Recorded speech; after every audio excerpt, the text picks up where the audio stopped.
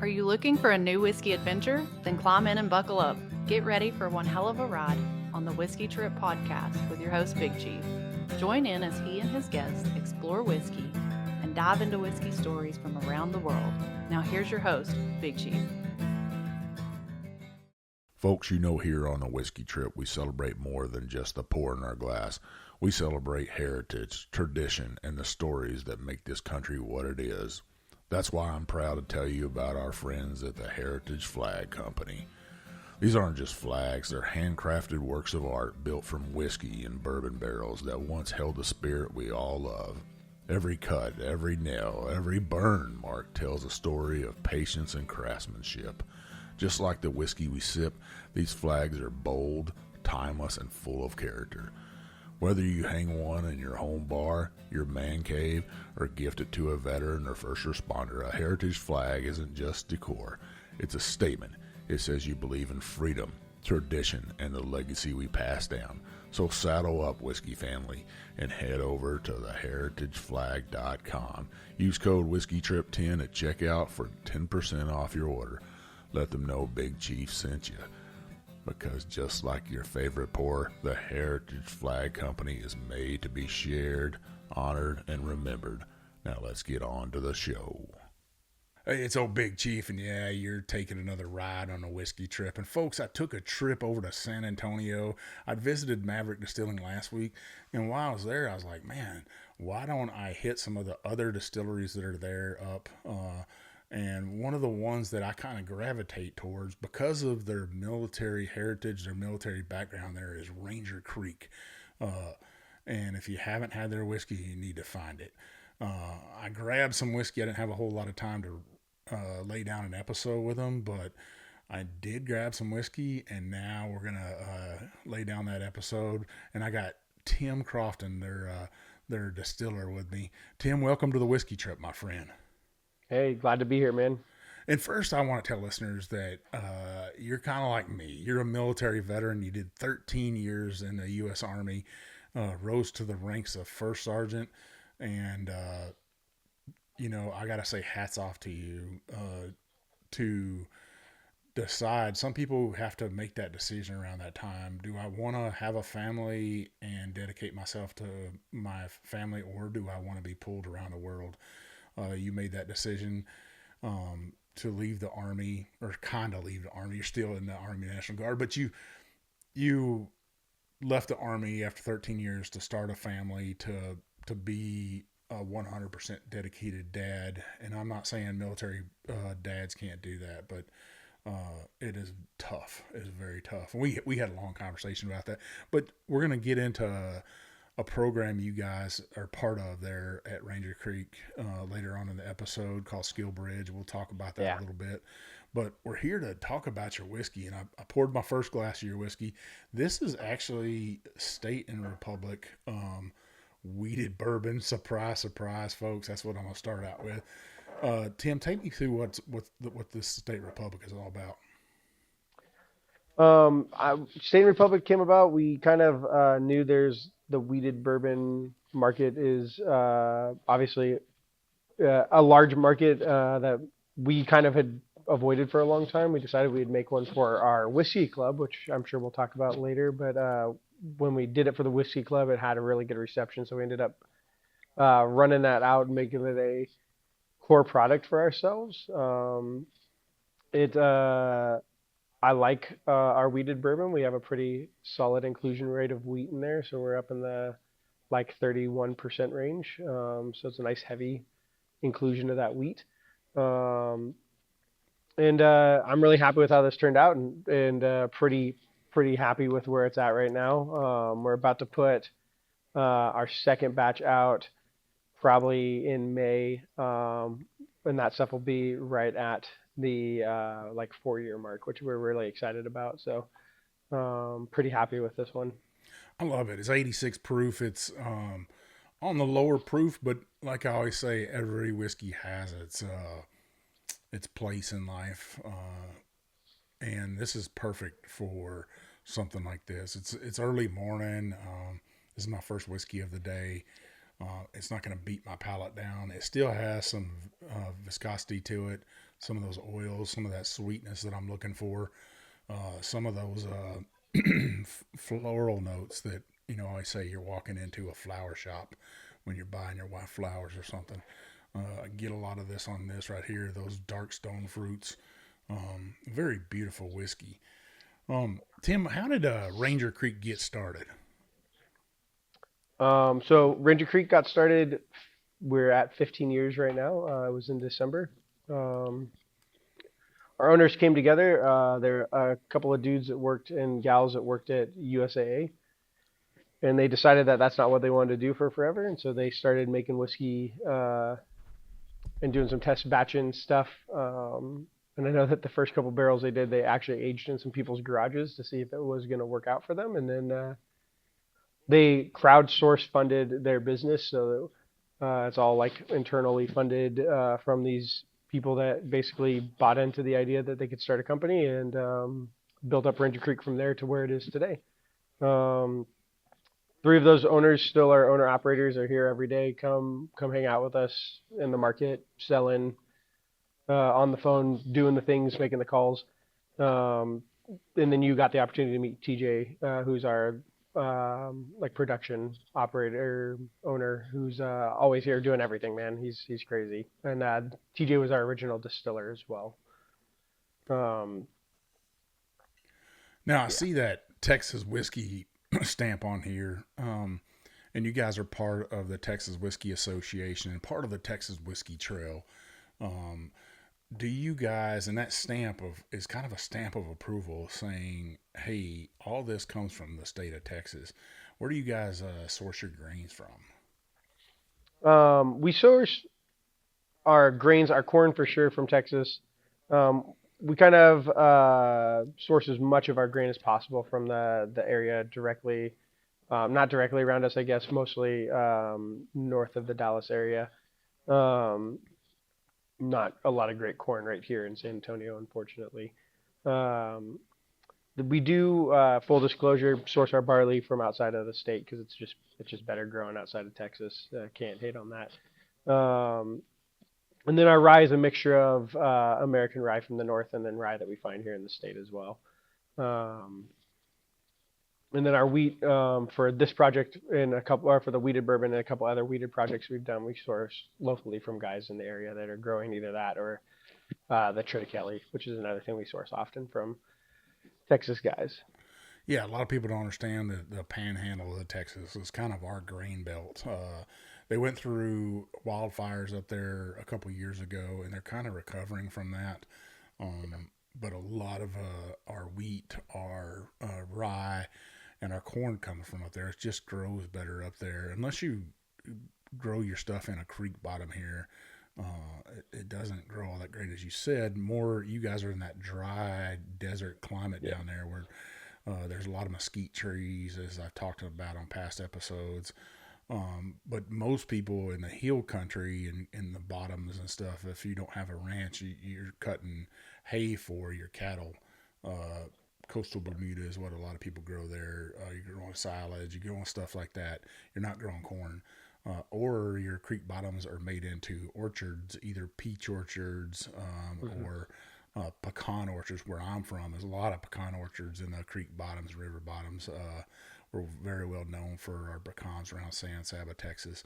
I love it. And then the barley it just makes sense. Barley grows really good in northern climates, so it just makes sense. It does get cold as shit up there in the panhandle.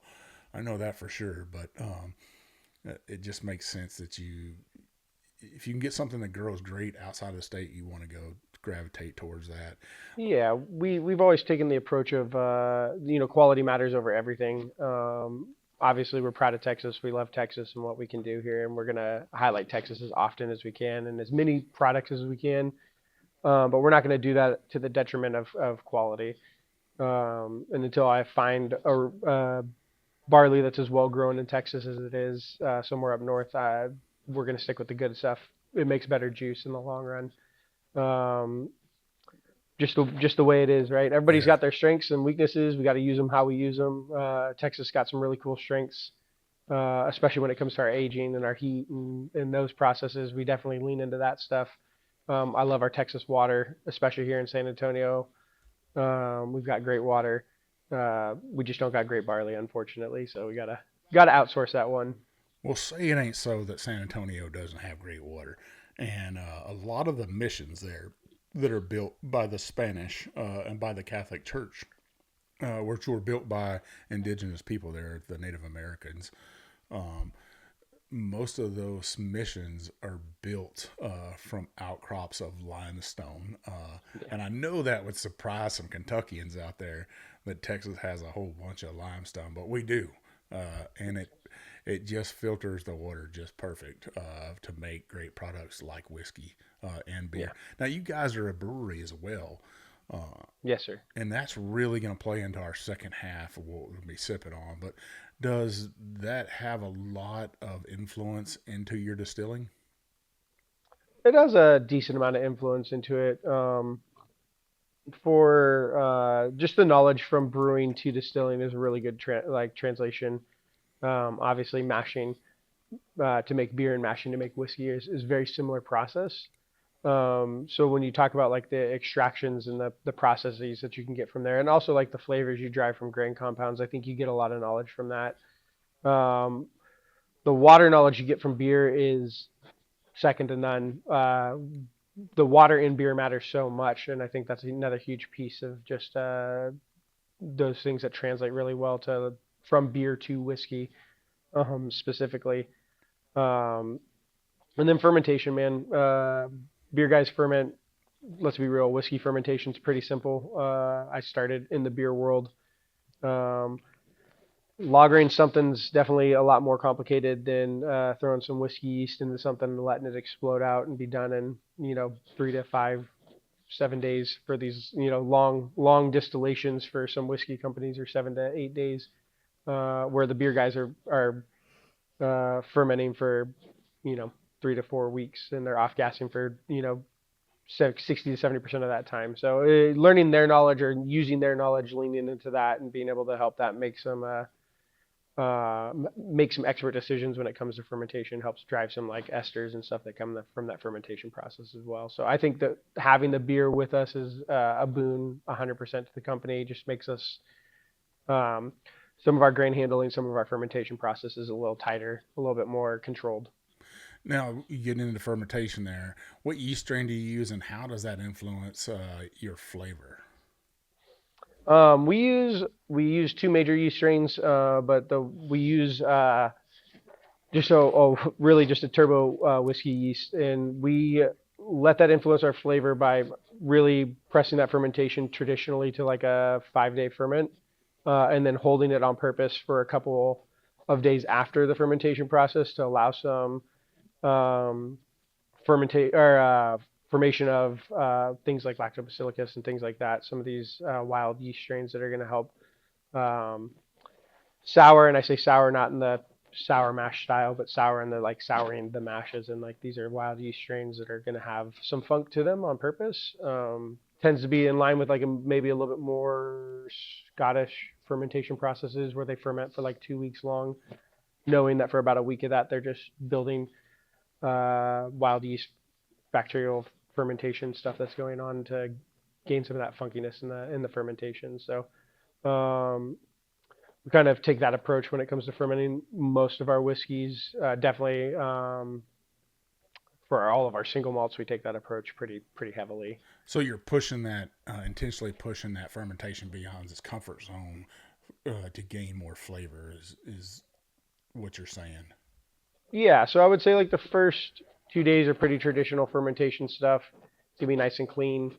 We're letting it free rise up, get a little warm. We're letting it ferment out usually on that fourth day, and then we let it sit on purpose for the next 3 or 4 days, and that's where those wild yeast strains and other compounds are going to start being able to compete with the yeast that was in there, because our yeast is dying off from the fermentation, and that's where you can get that. For example, we have our house strain of yeast is for sure a Belgian style lactobacillus. We've tested it. We know what it is. That flavor is going to add a really cool bright fruit ester that comes from that like Belgian style yeast. And us letting it develop into our stuff is just going to help it taste better, be cooler, be different, have a little funk. I love it. I really do love that and stuff. And I know some people are like, man, you nerds are talking this stuff out. But I think that's an important part of that. And to show the knowledge behind a distiller is they really are starting to get into the science of fermentation, to the science of distilling.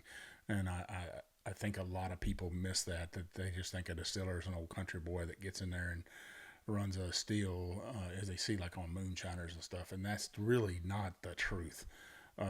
It takes a lot of education, it takes a lot of knowledge, it takes a lot of time to learn all that. So I think that's important to show, Tim, and I'm glad you were explaining it that way. Let's get back to you as a first sergeant. That's not just a rank, that's a responsibility. What was the hardest part about stepping away from that identity? Man, I really loved being in the Army and doing the Army. I had found some success in it. I think the hardest part from stepping away was realizing, like, as much as we try not to let that define part of our identity, it does define a little bit of us. It bleeds off into our life. We have had the opportunity to talk about that before. No matter who you are, if you've had that experience, it's going to affect you forever some ways. So it was like hard to let go of the like driving for that responsibility, wanting to take care of soldiers, wanting to be part of the team. That was probably the hardest thing to let go of, making the decision to transition to the civilian world, into the reserves, into distilling full time. But a trade I'd make every day because I made the trade to be a dad. So my daughter's 3.5 now, loving that. Second daughter on the way in May. So well, congratulations on that, man. Thank you. It's a great thing to be a dad. I'll tell you that. It's I don't think there's any other feeling like that in the world. Did you feel like the new guy again whenever you started at Ranger Creek? A little bit, maybe in the very beginning, but Ranger Creek has a pretty heavy veteran workforce, especially when I started. TJ, the owner, is about to take brigade command in the National Guard. Josh, who was the head distiller when I first started here, was an avionics mechanic in the Army. They've been associated with that SkillBridge program, so they've had vets in and out quite a bit. A lot of our BAs and volunteer staff are also veterans, as we are Military City, USA. So coming into it, like a little bit in the beginning, it felt like I was the new guy. But it helps when everybody kind of speaks that Army lingo to like assimilate in real easy. And before I knew it, I was, talking shit to the bosses and poking fun at everybody, just like anybody else would, just like a normal day at work. So. Oh man, I tell you what, if you get around a bunch of veterans, and they're just talking amongst themselves and they're talking shit to each other. Unless you're a veteran yourself and served, it's probably best just to stay away from that conversation. Because if you put yourself in that conversation and think you're going to talk shit to them, if they know that you're not one of them, it's not going to go good for you. Because it's a brother or sisterhood. We all know we served, whether you were in the Navy, the Marine Corps, the Army, the Navy, or even Air Force or the Coast Guard. Everybody just gets everybody's shit. It's a brotherhood. And if you haven't been part of that, then I don't think you can understand what everybody's been through. And while we give each other a ration of shit, we still deep down respect each other. Because it takes especially if you're a great leader, you understand that it takes every person in the service to make it work. From the lowly private that maybe as the battalion commander's driver, all the way up to the battalion commander themselves, to the 4-star general. It takes everybody, every soldier, every sailor, every airman, every Coast Guard member, to make the fight work. It's just how we work. So I love it that you kind of probably looked around and was like, yeah, I'm gonna fit in perfect here. That makes me feel good that when a company is like that. How does leading soldiers compare to leading a production team in distillery? Do you find some of the same nuances? A little bit, yeah. I mean, I think, leadership is leadership. I hate to say it like that, but leadership, like the qualities of leadership, are kind of universal. They translate, I think, almost everywhere. Just the way you employ them might be a little different. So I think a lot of the mechanisms are the same. Leading a production team is to um, being a first sergeant. I'd consider it probably more closely related to being like a platoon sergeant. It feels like a little bit more like my team, my business, trying to make it happen on like a smaller scale. But I would say it translates almost directly. Just keeping people on task and being having the 10,000 foot view to be able to solve those problems and hit those friction points. Very similar to like that platoon sergeant life, with the exception of I'm not visiting barracks and taking care of drunk 19-year-olds who can't, manage their paycheck correctly. And so that's a good trade-off for me because I'm good on that. I've counseled enough 19-year-olds in my life. You've had your fill, right? Yeah. I've helped a bunch of other people's children succeed. So I'll take the production team out here. I know it's a little better that way. But. I know how you feel. Now, I just poured another glass of whiskey. This is from your distiller's vault right here. This is a rare bottling series. This is, and I don't know if I'm reading this right.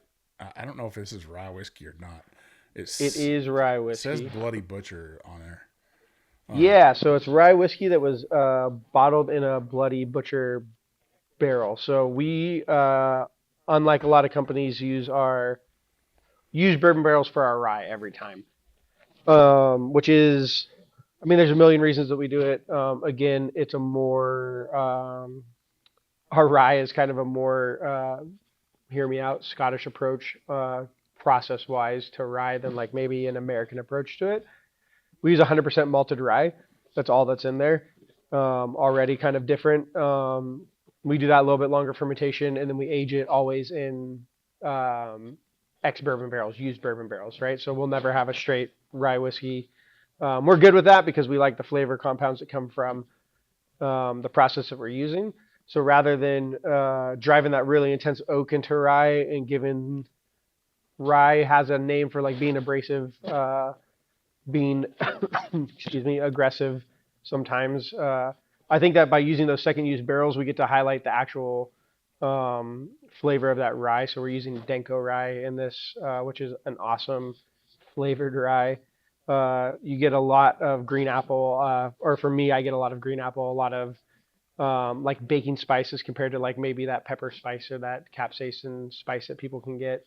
I think that it mixes really well with that ex-bourbon barrel because you get that cinnamon vanilla from the bourbon with that apple floral baking spice aspect of this rye, which is really unique. So well, you hit the nail on the head on this about the apple on here, the baking spices.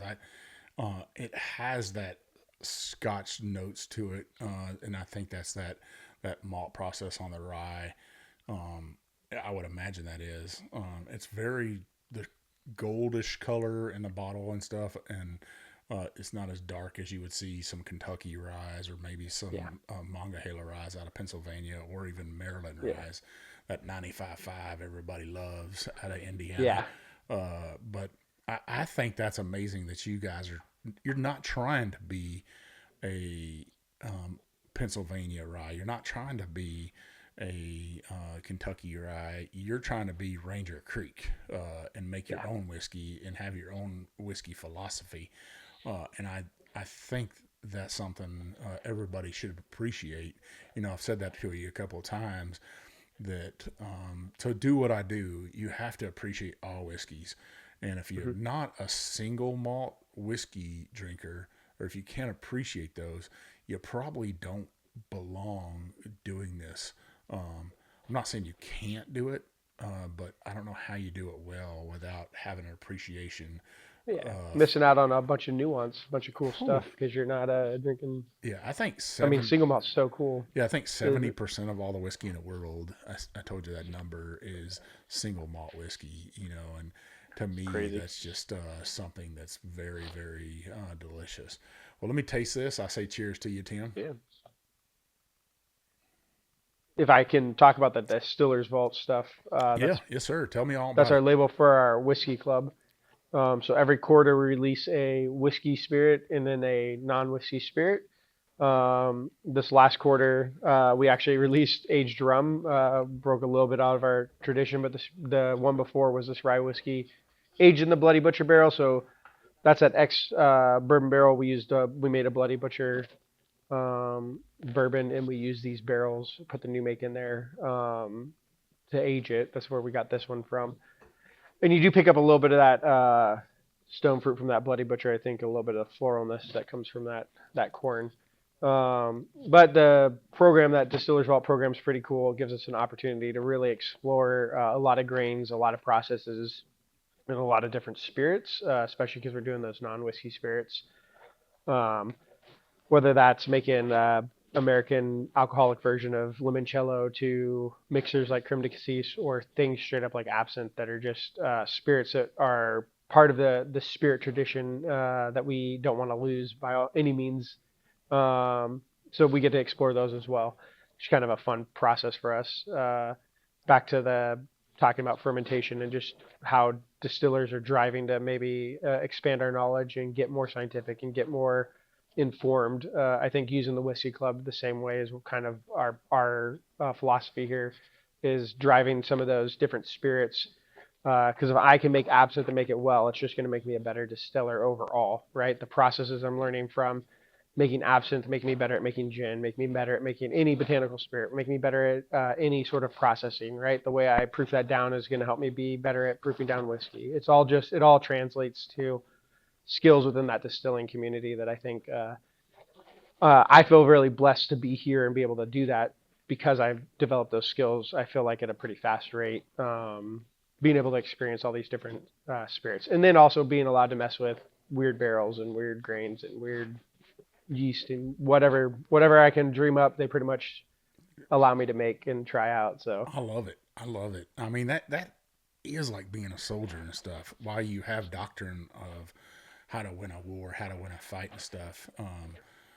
You always have to be adapting to your environment and seeing what works new. Even as a leader, I'm sure over your 13 years, you've seen a change in soldiers to where, maturity levels change, what makes them click, what makes them move. All that stuff changes over time and stuff. I see it in my everyday work. From 35 years ago when I came into service to now, everything's changed a lot. Yeah, I could imagine. When we didn't have cell phones, we had typewriters. There was no computers. It was a big change over a long period of time. So I've got to see it all. But talking about barrels behind you, and I believe you guys are using Kelvin, if I'm right. I could be wrong. We use Kelvin predominantly right now. We've used ISC in the past. We also, you got to see a little bit of our experimental barrel side. We will use any barrel that we think is going to net us a quality product for anything, especially when it comes to the Whiskey Club or small release stuff that we do. Now the club, how much does it cost somebody to join your guys' club, and what all do they get with it? So the base membership is a 2-bottle member, so you get it's $100 a quarter. In that you get the whiskey spirit and the non-whiskey spirit. If you're local here, you get 15% off every time you come in. And then once a quarter, we close the distillery down and we have a release party just for Whiskey Club members. So you're invited to bring yourself and a guest and come out here. You get dinner complimentary. You get to pick up your bottles. You get special cocktails. We do like a whole, hoopla thing for the night for the release. And then over that quarter, you can come pick up your bottles. And then if you are not local, we do have it online. We can send bottles to you, which is super dope if you don't want to be in the area, or we hold your bottles for up to 12 months and you can come pick them up. So we have a lot of snowbirds from the north that come down here that will come down and pick up their year's worth of Whiskey Club and then go back up to Michigan or, Missouri or wherever else they live up there where it's freezing. And we hold their stuff for 12 months and they come pick up 8 bottles. And we do that for quite a bit of people too. So the club is, that's a base member. There's a 4 bottle member. I think it's $200. Don't quote me. I'm a distiller, not a sales guy. It might be a little less than that, but that's if you want to pick. And then if you, for some reason, like last quarter, we did the aged rum, and you're like, I just don't like aged rum. There's no way. I don't want to drink it. I don't want to try it. You can always trade out one of those bottles for our core product for that quarter, and that's not a problem as well. Wow, I love it. I mean, that's a lot of different options for a club. You don't see a lot of clubs, whiskey clubs that distilleries do and stuff like you guys are like the meal. Man, that's that added extra touch right there. Or if they don't like something, that's going to happen in whiskey, and you understand that. The team there understands that. Ownership understands that, and they're like, okay, we can let you trade out for something that you might more fit your palate. I think that's a lot of forward thinking.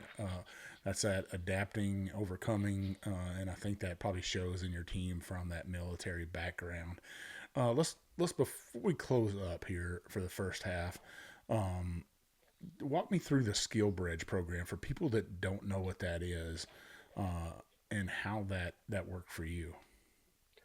Yeah, so when you are transitioning out of active duty military, they offer you an opportunity to basically be a paid intern from the military at a business of your choice. So you go and apply to a business or make a agreement with the business that you want to work at.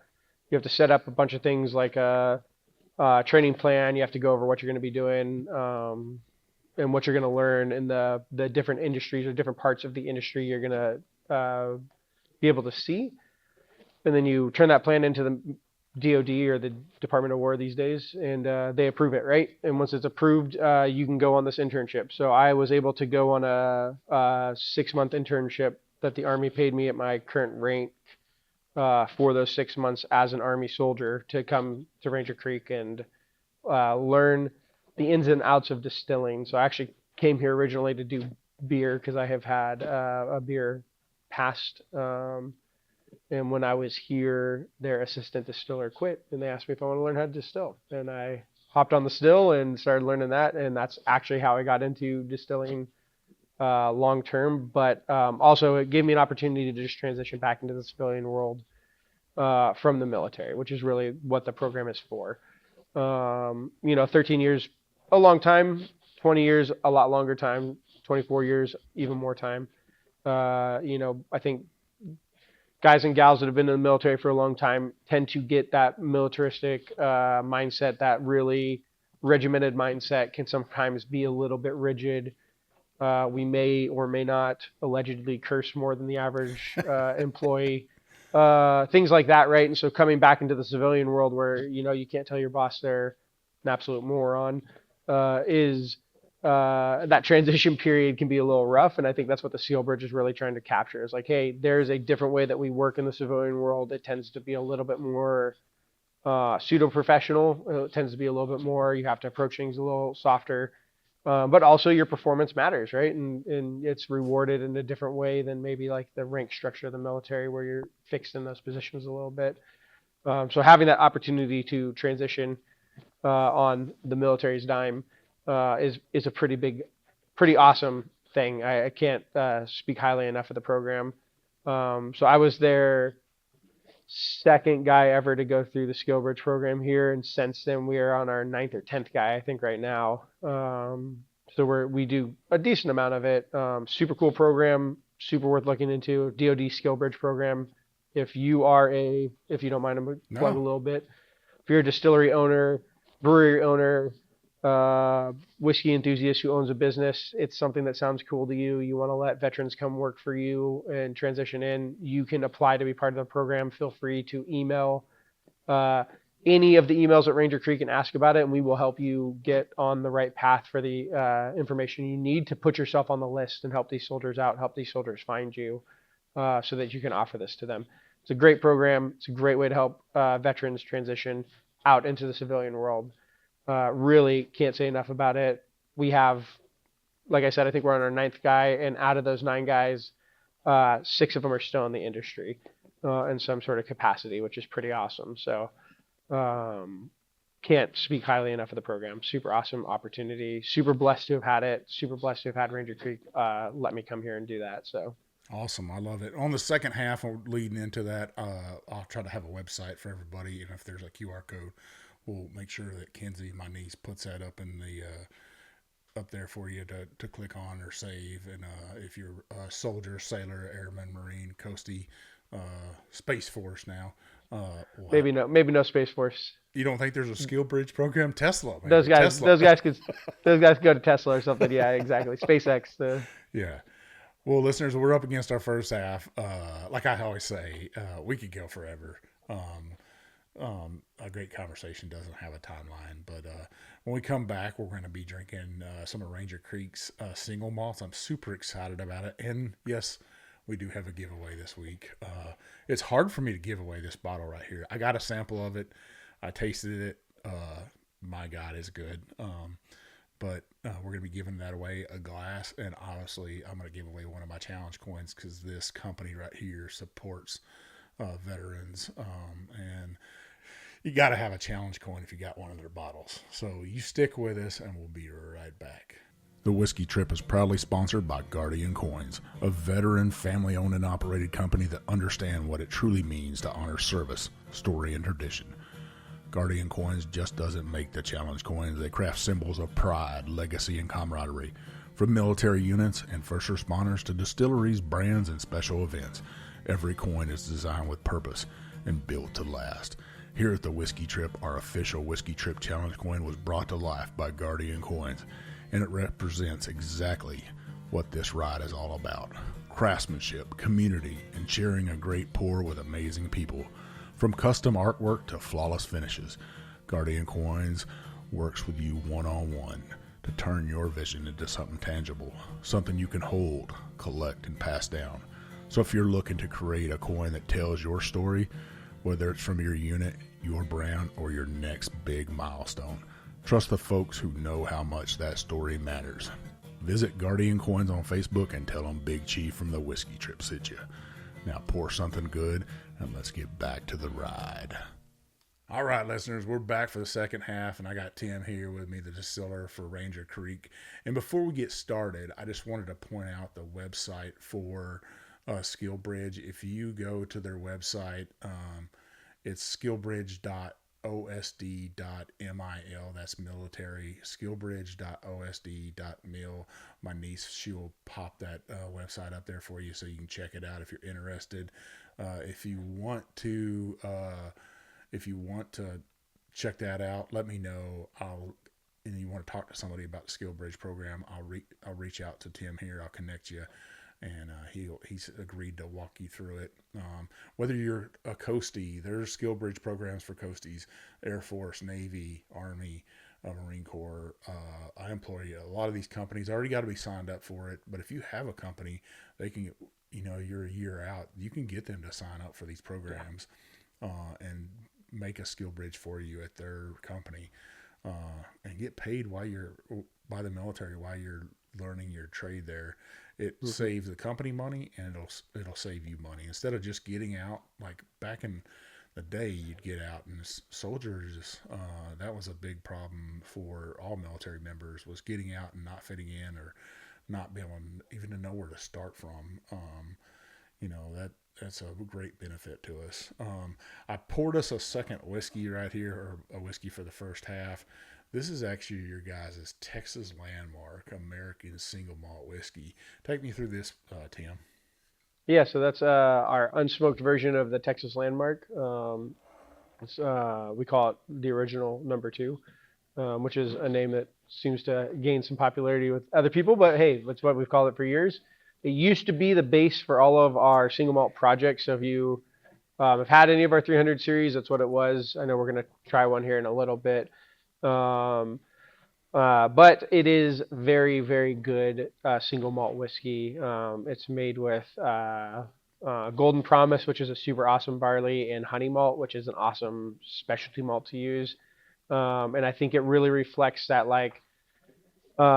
very tasty Highland Scottish single malt that has no smoke to it, right? It's going to be nuanced flavors. You get like grain sweetness. I think a little bit of Asian pear or like crisp apple. You get the like honeysuckle aspect of it. All those things are things that, like, for me, in the nuance of single malt, is stuff I like look for, and not every single malt's going to have that much nuance. So I'm really happy, really proud that we make that product that has that really cool nuance approach to the single malt market. In a world of Americans, we like to be big and bold and give you the proof, and give you the oak, and give you the tannins, and give you the age, and give you all the things that are really aggressive and very in the American tradition of loud and bold and upfront. It's fun to make something that's like really kind of soft and nuanced, and a little bit more on those like light touch notes, and it's still very good. Something I really enjoy. So I shared off air that this has become my favorite drinking product for me daily over like the week when I'm at home. This is actually what I sip on when I'm not going to drink more than one. So This reminds me of a dessert I make. It's I take pears and then I'll slice them very thin, and I'll take and fry those pears, and then I make a sauce out of heavy whipping cream, honey, and just a little bit of whiskey in there, and then you drizzle that over those fried pears. And what a dessert. You could have a dollop of ice cream, vanilla ice cream on top of that, and that's this whiskey in a glass right here. I love that brings those notes out of a pear. You've got just a little bit of acidity with that, just a tad bit of sweetness, but this honey richness and that cream, and very surprising on this whiskey, because you said, hey, it's not big and bold. It's 86 proof, but it's big and bold in its own right, in the right ways. This could be a dangerous bottle right here. You could sit and sip on this all afternoon and just smile. And I think that's lovely. There's no smokiness to it. And what barrels did you guys age this in? this is in ex-bourbon barrels as well. So these are second use bourbon barrels for us. Again, keeping with that kind of more Scottish tradition on the single malt approach. This is very, like, I would say, to the book, old school, other than the fact that we don't use a column still, traditional on the processing, right? We long ferment it, we free ferment it, or let it free rise, right? So it's getting hot, it's open fermentation. We use those ex-bourbon barrels. The cool part is that we usually have dumped those barrels within a week of filling them, which kind of helps capture a lot of that flavor in there. But I think that, yeah, man, I can't speak highly enough of this product. Again, I shared off air. This is one that I kind of pressed the powers that be that we should put out there. And as it's been out there, I think people really enjoy a little bit of a different approach to the American single malt market from a more traditional approach to that, a little bit more nuance, lower in proof. Again, very traditional to that like Scotch tradition. I love it. Let's ask some fun questions here. What's a whiskey lesson that took the longest to learn for you? Man, from a sensory standpoint, I think the lesson that took me the longest is it really doesn't matter how you drink whiskey as long as you're drinking it. I think that when I first started in the industry, I really wanted to be that like guy that could discern every single flavor and drink everything neat and really press this like what could be perceived as pretentious asshole perspective on sensory. And I've realized as I've spent more time in the industry is that every bottle has its place, and its place is what it is exactly, right? There's stuff that I love to drink that is hot and heavy and abrasive, and I like to drink it straight and neat and smoke a cigar with it. And there's stuff I like to mix with Sprite and have a highball, and I think that that's another beautiful thing and hard to produce something that is good like that every time as well. And everything in between, right? And I wish I would have learned that lesson quicker as a young distiller that everything's got its place, and that place is exactly how you want to enjoy it, and we should celebrate that for what it is. It's not. I'm not here to tell anybody to drink anything straight or to drink it mixed or tell them that old fashions don't matter. No, they all matter, man. It's all exactly what it's supposed to be, and we should respect that somebody made it for that process and kind of have a good time with it, how it is. I just want people drinking whiskey. From a distiller standpoint, it's really hard to make mistakes, man. And but making mistakes is how you become better. Every distiller I've talked to, and now I can say, including myself, you have to make really bad whiskey to make really good whiskey. It's part of the process, right? You got to make a mistake. You got to kind of mess it up. You got to do something wrong. You got to fudge up the process somewhere in between there, so that you learn either what you want to do or refine how you're going to do it, or learn your approach, figure out your philosophy, so that you can kind of capture the art aspect that comes with distilling. Distilling's a science. It's chemistry. It's math. It's pretty easy to do on paper. I could probably teach most people how to do it in a week and a half, like running the still and the actual process of it. And if you can follow a recipe and make cookies, I could probably get you to do what I do for production every day. Building recipes and using new barrels and blending new spirits, that's the stuff where like you have to just be willing to kind of like jump in both feet and like mess it up or find success. And then even when you mess it up, you've got to make that find success. And I think that's a lesson again that I wish I would have like had a little bit more. Man, I don't want to say balls, but I wish I had more balls at the beginning to like jump in there and like do it. You know what I mean? And now that I'm kind of doing that stuff all the time, blending and making these recipes and picking barrels, I realize like if I had just done this earlier, I would be better today than I was or than I am now. Right? It's just experience, it's exposure. So it's a lesson that as a distiller, I wish I would have picked up faster. I love it. If you could make a whiskey with anyone in the world, alive or dead, who would you choose and why? I know that's a tough question. It is a tough one. Can I give an alive and a dead? Yeah, let's do that. Both? Well, you saw I want to do the George Washington whiskey thing, his rye. I would do it with George Washington. He's a gangster. You know, anybody who can ride across the Delaware and kill a bunch of Germans, high five to him. And he made whiskey, which is badass too. So I'd probably do that just for the sake of history because I like that stuff. And then Steve McNally out of Bardstown now, if I could ever pick somebody and pick their brain and just have a conversation with. I've got to speak to him twice, most informative conversations of my life.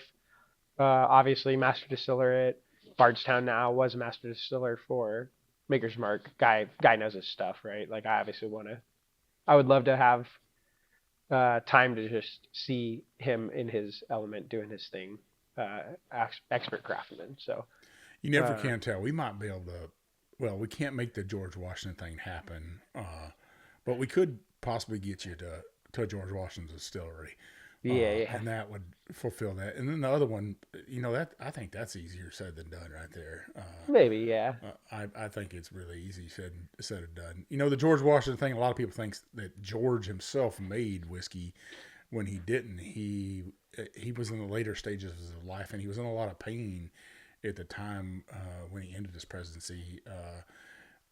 And a lot of people were like, what kind of pain was he in? He had the shortest inauguration speech of all time because his teeth, not wooden, they were made of all kinds of stuff with lead. They were made with wood. They were made with other people's teeth, animal teeth. They hurt his jaw so bad, and he would drink whiskey. He would drink port. He would drink brandy, drink wine to kill that pain because they didn't have Tylenol or Motrin back in the day. So that's what he would take. But he had a distiller and the distiller's son and another worker there, 3 people running that thing. And when you go there and look at it, you're like, oh my God, I can't believe 3 people were doing all this and making the most whiskey in the United States at the time. But the rye there is spectacular. If you have an open mind to whiskey, I implore you to go to Mount Vernon, go to the distillery. See Steve there. Tell him old Big Chief sent you. One of my greatest episodes of all time, I still believe to this day, is with Steve. And I love that place. So great answer to that question. What's one thing whiskey drinkers assume that isn't true? Oh man, unpopular. Although it's becoming more popularized opinion these days. That age means quality. I think that's the biggest one. A lot of whiskey drinkers assume that age is automatically associated with high quality. It's just not the case, man. It's just not the truth. If you spend enough time in the industry and you start drinking the stuff that's out there, you get away from the big five and start moving into the craft guys, you start to realize like age is just a part of the process, right? And age is a part of the process regionally. Age in Japan is different than age in Scotland, is different than age in Kentucky, is different than age in Texas, is different than age in India, right? And then if you're not looking at each region for what they have and what they're doing great, I think you're missing out if it's just based on an age statement for you. So that one is, yeah, that's my biggest, I think, misconception personally. Also, maybe that those guys that think that only bourbon can only be made in Kentucky, those guys can fight me. I love it, and I say that all the time. Ageist out there, and that's what I call them. They're ageist. They got their head stuck up their ass so deep they really don't know, and they're missing out on life because they're such great whiskeys. I know when I first started doing podcasting, started doing shows, people are like, nobody wants to talk about Texas whiskey because it's young. And then this little distillery up in Denison went ahead and whooped Kentucky's ass, Iron Root, and beat out Rebel Yell at the time, 10-year, with a 36-month-year-old whiskey with a bourbon. And they really showed the world that age doesn't matter. What matters is that whiskey in a glass. If you take that statement off of it, the label, everything, and do it in a blind, you can see that a Texas whiskey can compete with anything. And then great bourbon can be made in Texas. It can be made in Colorado. It can be made anywhere in the United States. It's what love and craft gets put into it by that distiller. And I've had many great expressions. One of those expressions I was really shocked by the other day was from Maverick. You guys are about to do a partnership with them for the Texas Whiskey Fest. Shout out to Jake from the Texas Whiskey Fest. If you want to go to the Texas Whiskey Fest, come out there, see old Big Chief, see my crew that's with me.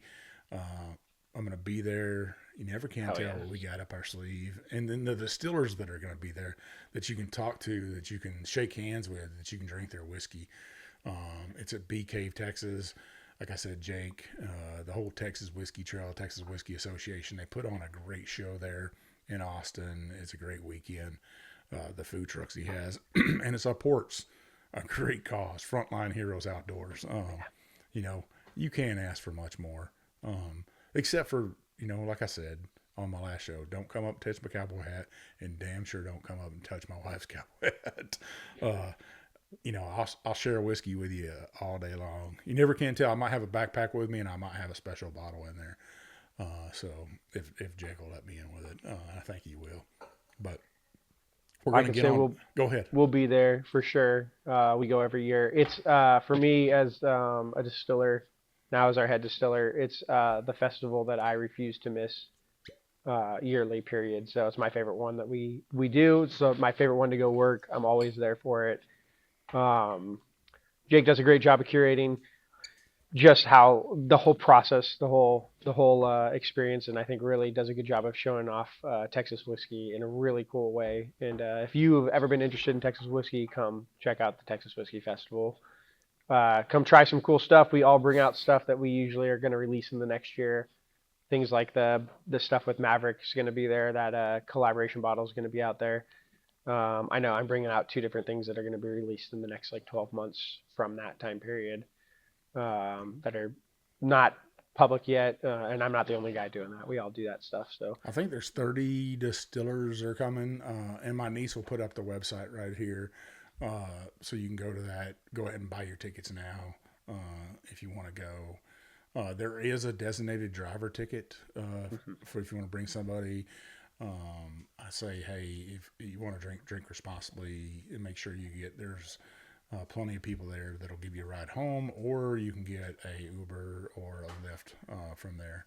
Yeah, plenty I of places to stay out there too. Yeah. Definitely. Oh yeah. And Yeah. if you mention this podcast and you come see me, I'll give you a special pour absinthe. Oh man. There we go. So I poured myself while we were talking there. I poured myself another pour. This 307, which just because I just had Emiliano and Sam on, I love this label right here. Absolutely beautiful. Take us through this, Tim. Yeah, so 307 is originally released as 300 for the Tricentennial of San Antonio. So that's where the series got its name. So we released a special bottle, 500 bottles on the 300th anniversary of San Antonio as a city. Found that it was like a cool thing for us to do, and yearly we have released a bottle with the numbers obviously going up each year. So this is our 8th release in that 300 series. It is the base of this one is that single malt number 2 that you just had. It spent 2.5 years in our barrels, and then we moved it for 14 months into apple brandy barrels from Europe, and then we pushed it through an Amburana barrel for 4 days to get a little bit of cinnamon and creme brulee on there, with the goal of making apple pie or apple strudel single malt, and I think we hit it on the head. It's pretty cool expression of this. So that was our release in just in like October or November this year, and really stoked with how this turned out. You get a ton of apple, I think, in this one. Oh, apple strudel. I got Germans in my house right now, and this is apple strudel to a T in a glass. The Amburano isn't overpowering. The apple isn't overpowering. The whiskey's not overpowering. They just mingle perfectly together. There's a little bit of that creaminess there with a whiskey. That glaze it should be on a strudel. Man, a magical bottle right here. Like I said, I love the label and stuff. That label is iconic. You can see the apple in there. You can see the Ranger Creek stars. The 307. It is just. I'm gonna have to cherish this bottle right here. I love it. This is why I drink whiskey. To people put bottles in my hand sometimes, and I'm absolutely blown away by the creativity, the craftsmanship that goes into it. And listeners, if you're not finding whiskey like this, listen to my show, watch my show, see what I'm drinking, and go out there and find it. Because some of these distillers like Ranger Creek, like Tim here, are making some absolute bangers out there that'll just knock your socks off. This right here is just so different, and that if you just want to drink the same thing over and over and over, go ahead and go buy that Crown Royal, if you really have to. But if you want to try something different, go find a distillery like Ranger Creek. I don't think you're going to be disappointed. Do you guys have other expressions that you're dreaming up and it's in your head and you're like, man, I'm about to make this, I'm about to release this and just shock the world? Yeah, I got 2 things I know that are coming up that I think are going to be pretty well received. One is the 308, so the next in this series is going to be a maple syrup barrel with that single malt. I think it's going to be really dang good. The early stages of that barrel already taste really well. Just letting that time marry. It'll spend about 14 months together as well. And then I have Sherry Oloroso casks. I've got 2 of them. We're starting the Solera program on them for that single malt as well. So we bought those casks back before I was probably should have had an opinion on anything, and they wanted to finish rye or bourbon in them, and I convinced them to do single malt because I wanted to make Texas Macallan, and I think we're pretty damn close, and I'm pretty excited to show that expression off to everybody. I think it's going to be for me, it's going to be probably one of my favorite products I've ever put out. For me, Macallan 12 is one of the first things I can remember drinking that wasn't like, plastic military special hooch from the PX. or some shitty version of that I drank when I was in high school.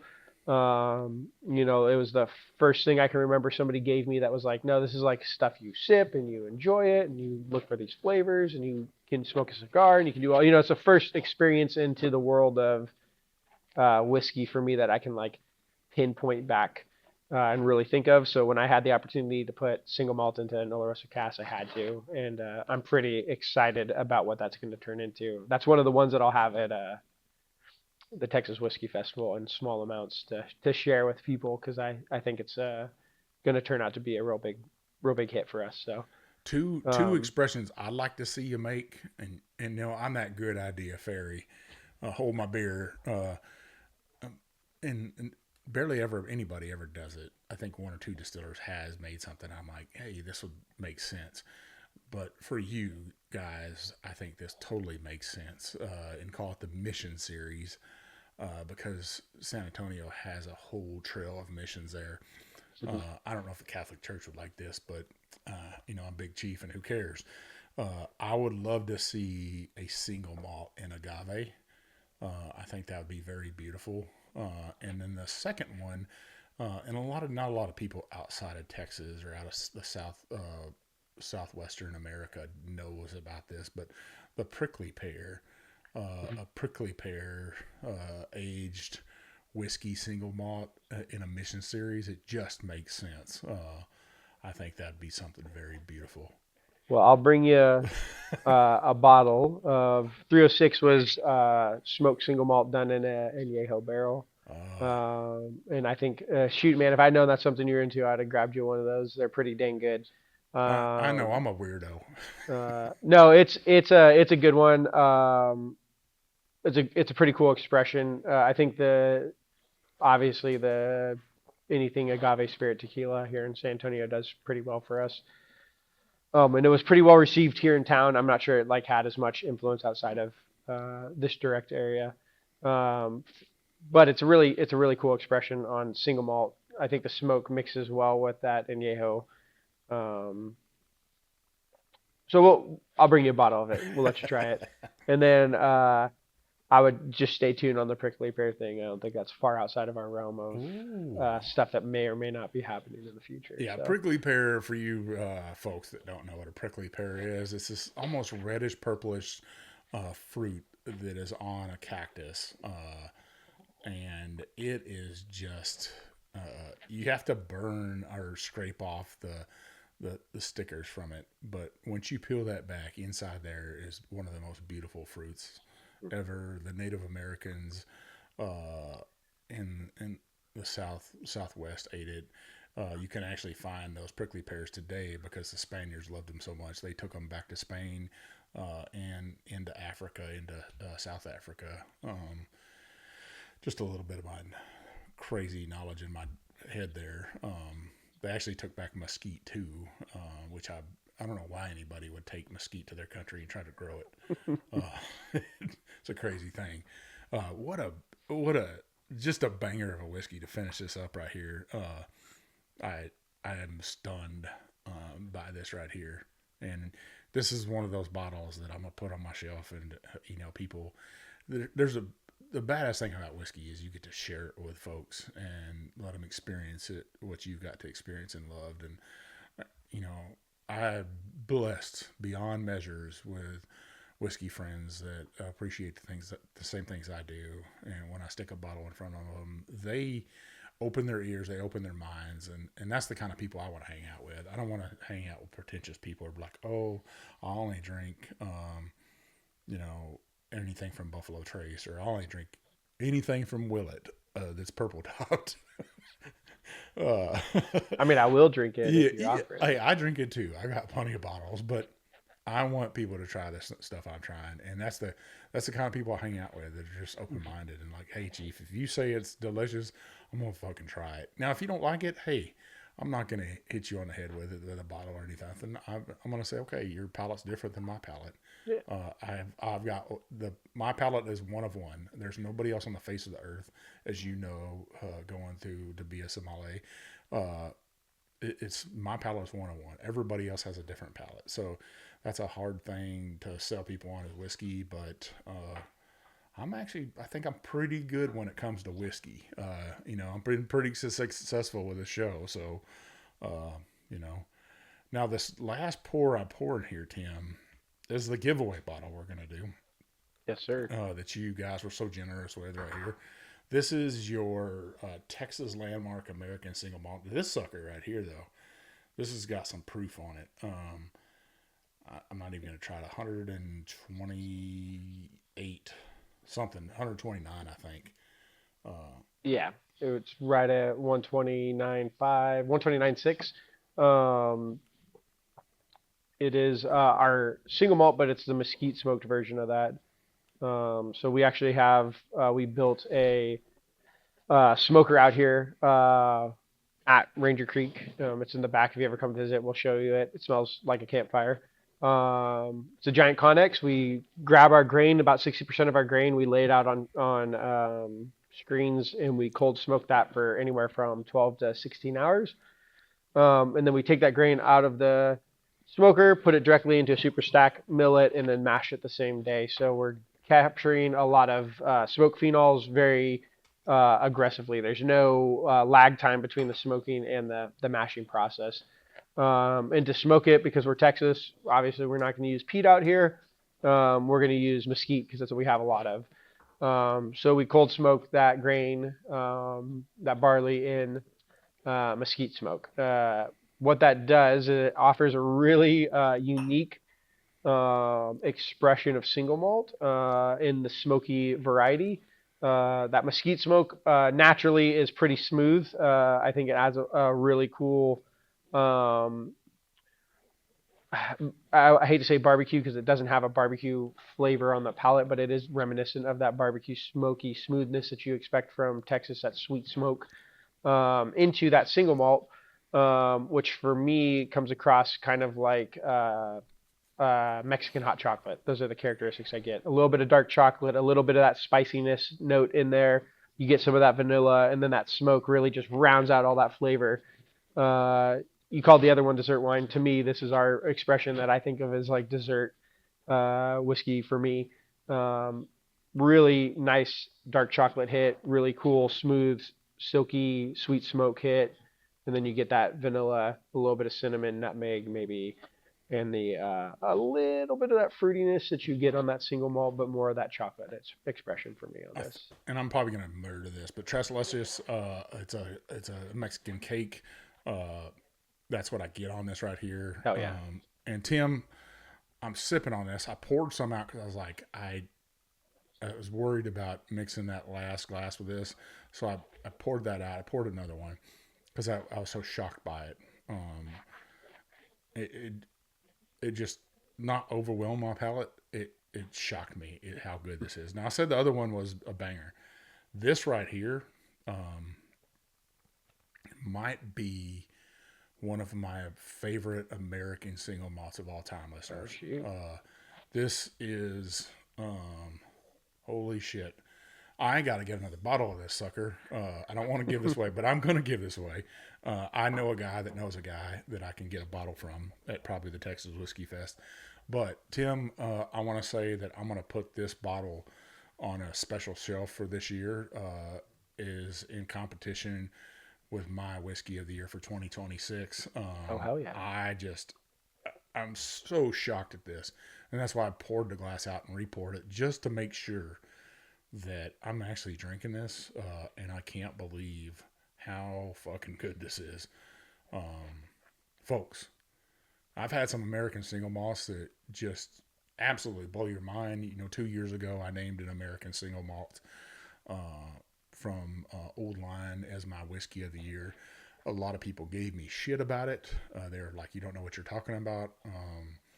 Hey, whatever. It's Big Chief's whiskey of the year, so it's what comes on my show, and I get to drink, and I think knocks my socks off. Now, this year we did it as a blind, and we're going to do the same thing this year again. Me and old Little Feather, my baby brother, the old dirty Marine himself, we'll do a blind again, and we will come up with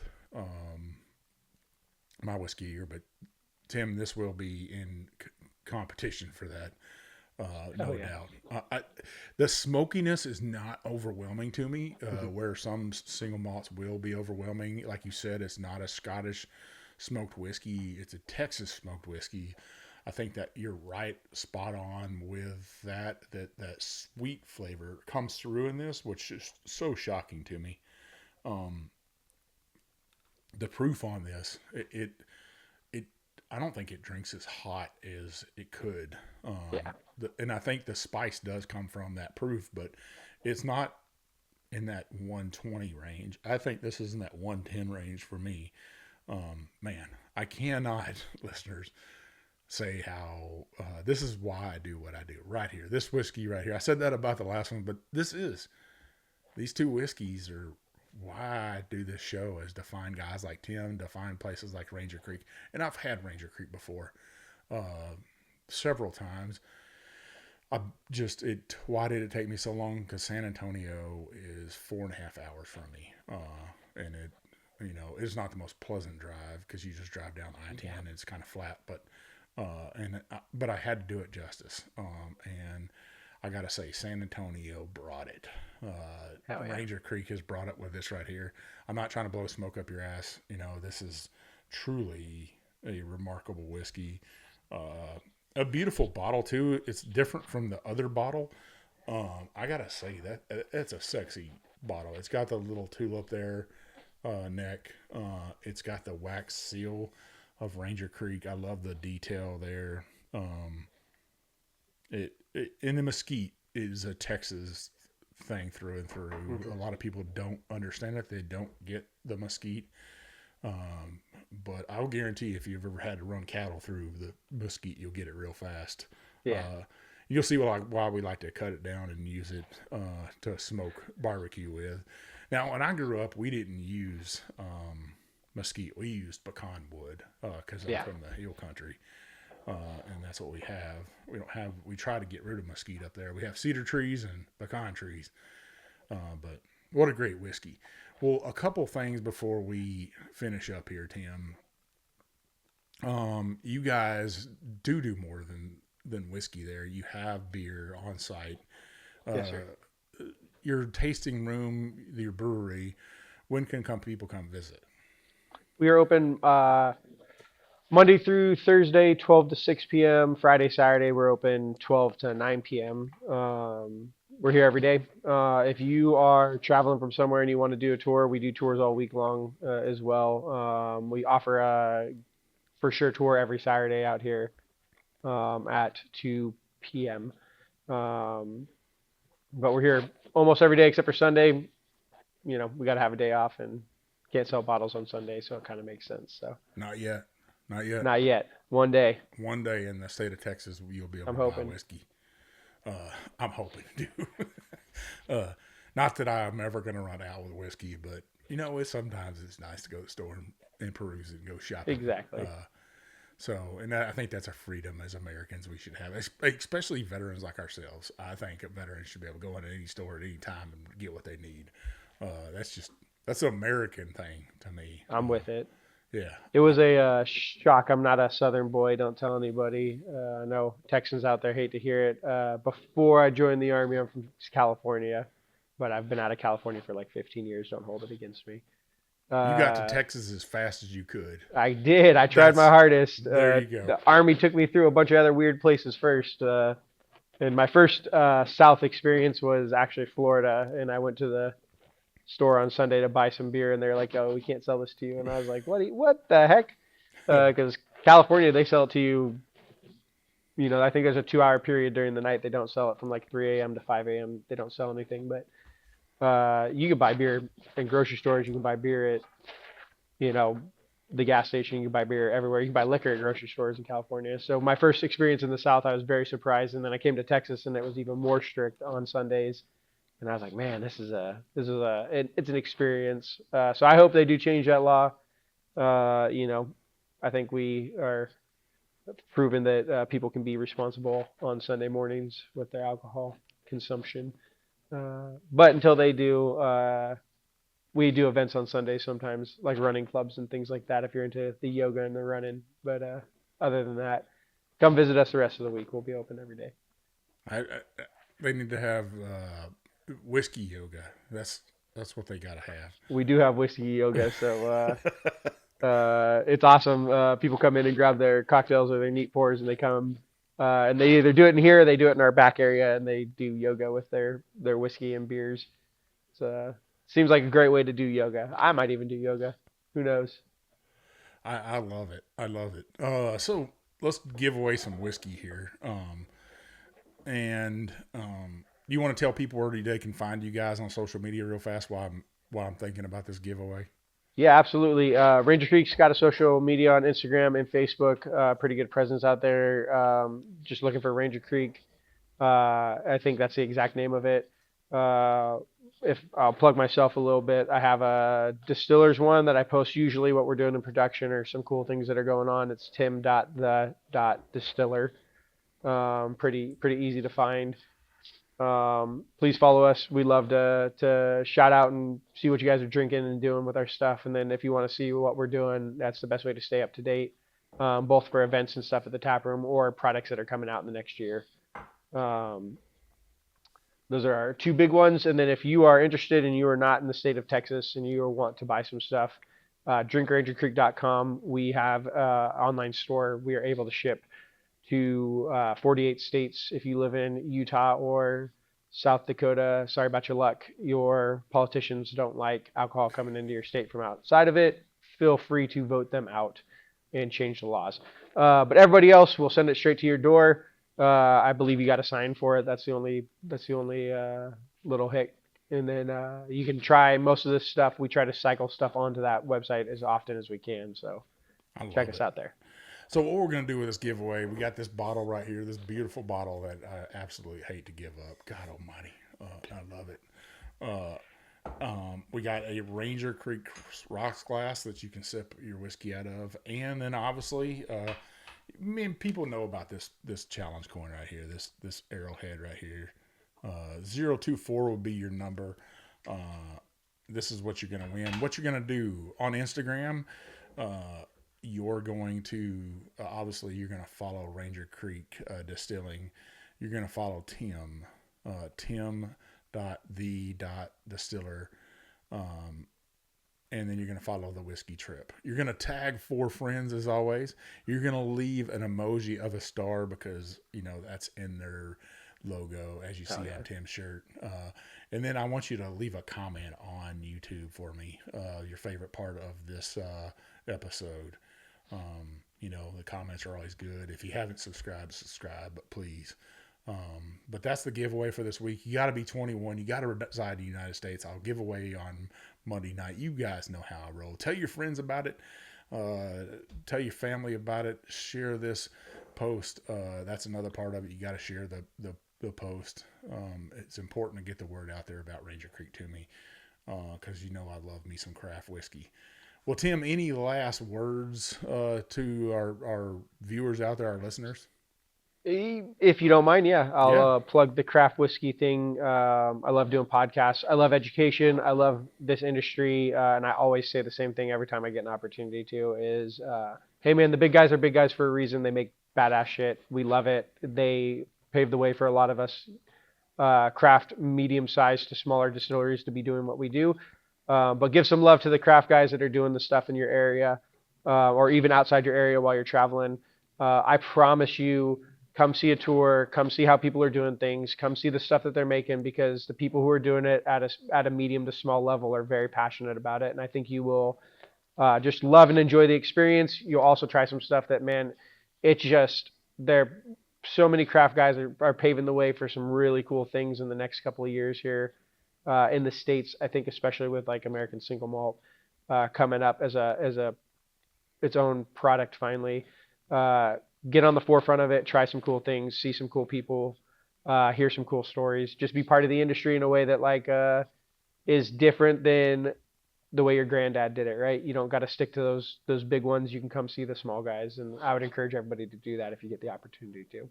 Well, Tim, thanks for coming on here. Thanks for sharing your guys' whiskey. I really do appreciate it, my friend. Hell yeah, man. Thank you for having me out. I'm really glad we finally got to connect and do this. Yes, sir. It's weird calling you sir because, in the Army, you don't call senior NCO sir. You You That's say that's first part of sergeant that. That's part of ATOPS. that transition Yeah, stuff yeah. I had to get used to. I think people, when they call me Mr. or Sir, I just kind of snap my neck at them and like, hey, what would you say to me? Yeah, I'm, sirs my dad, I sirs the work I officer. work for a living. God dang it. But listeners, you know where you can find old Big Chief. You can find me at the Whiskey Trip on Facebook, Instagram, TikTok, and now YouTube. Make sure you hit that subscribe button. If you're listening to me, listen to Mark and Matt from the Bourbon Life on Apple Podcast, on Spotify. That's where you can find my episodes tied to his at the Bourbon Life. You'll see them Whiskey Trip logos. Please go there and check those guys out. If you like what they're saying, you like what I'm saying, leave us that 5-star review. Leave us those comments. Nobody wants a 1-star review. I guarantee you that. You'll see me leave a review on Facebook for Ranger Creek and on Google Maps from old Big Chief, the Whiskey Trip podcast. But if you're going to leave the comments on Apple Podcasts, go ahead and take them over to the Whiskey Trip Facebook page. Leave that comment there. Leave that review. I really appreciate it. Like I always say, those reviews, those 5 stars, it opens up the doors to distilleries like Ranger Creek. It gets great guests on my show, like Tim the Distiller, a fellow veteran, and it gets great whiskey in my hand. I really love that, and I appreciate the support. Keep putting in for these giveaways. I got more lined up. I got more ideas for this year. I got a cap idea that a listener put out there. If you got ideas for me, send them to me at mike@thewhiskeytrip.com. If you've got a distiller in your backyard that you want to see on my show, that you love their whiskey, and you know who they are, connect them with me. It's not as easy as you think to connect with the distillers for me, especially if they have a big marketing staff. Those marketing folks sometimes have their own ideas of how marketing should go. So I'd appreciate your help. If you know them, send them my way. I'd really appreciate that. Keep listening. If you can get out to one of these festivals that I'm going to be at, there's a possibility that I'm going to be over at the New Orleans Bourbon Festival giving a seminar. If you can come to that seminar, I believe it will be on February 20th. My seminar would be in the morning time frame. I'm hoping I'll be there for that night. And then I got a private whiskey tasting over in Lake Charles, Louisiana on the 21st. I got to be back for it. But there's a possibility I'll be at that festival. As always, come over there and see me, sign up for my seminar. I'm not sure what I'll be talking about this year, but more than likely I'm going to be talking about American single malts this year. I might even bring if I can get a bottle in my hand, I might even take that over there to taste for people. So we'll see. But I'll be at the Texas Whiskey Festival with a plethora of friends. I have just returned from Mexico from 7 days off. I'll have my Warriors there with me. They'll be rocking out some fancy bourbon bullshitter t-shirts probably, or something like that, or who knows what these jokers are going to have on.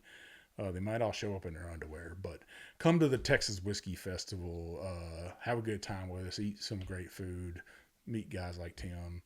I'd appreciate you to support that.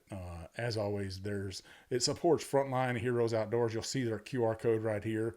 I'd appreciate if you give to this charity. It helps veterans like myself, like Tim, get into the outdoors, first responders to get into the outdoors, to take a break from life a little bit in the right way. And it gets them to sporting events. It gets them to therapy, retreats. But you can give on our QR code right here. You can give to them. Also, there's an event over in Lake Charles, Louisiana. I'd really appreciate it if you could go over there and check that event out. It's called Hearts and Barrels, February 28th. I know he would appreciate it. Cajun Yankee is his name. Check him out. His event supports, his son's got a heart condition. It supports children with heart conditions. My niece will put that QR code here for you to give to that. But if you're going to be in Lake Charles, Louisiana, look him up. He's got a place where you can sign up. It's a free event. Plenty of whiskey there. I'd appreciate if you support that. I think I gave the wrong date on the New Orleans Bourbon Festival. It is March 20th is the date on that. So if you want to come over there and see me talk for an hour and a half, and drink some good whiskey with me, hell, I might even have a giveaway at that event. So come see me if I'm going to be over there. This is old Big Chief, and thanks for taking this ride with me, baby.